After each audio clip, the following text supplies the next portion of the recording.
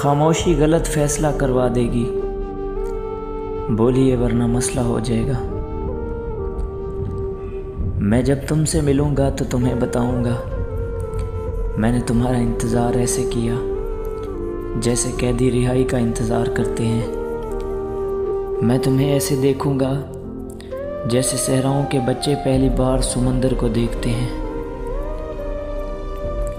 मैंने अपनी ज़िंदगी के सारे दुख तुम्हें बताए थे, मैंने अपनी ज़िंदगी के सारे दुख तुम्हें बताए थे, मगर अब जो तुमने दिया है वो किसको बताऊं।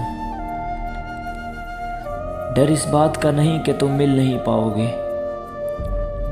डर इस बात का नहीं कि तुम मिल नहीं पाओगे, बात बस इतनी सी है कि हम भूल नहीं पाएंगे।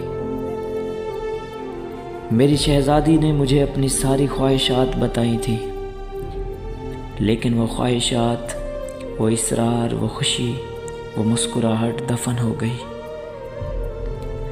तुम्हारे बात का तो खैर क्या कहें, तुम्हारे बात का तो खैर क्या कहें, मगर तुम्हारे साथ बहुत दिल दुखा है मेरा।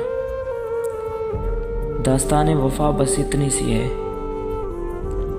दास्ताने वफ़ा बस इतनी सी है, उसी को छोड़ दिया उसी की खातिर।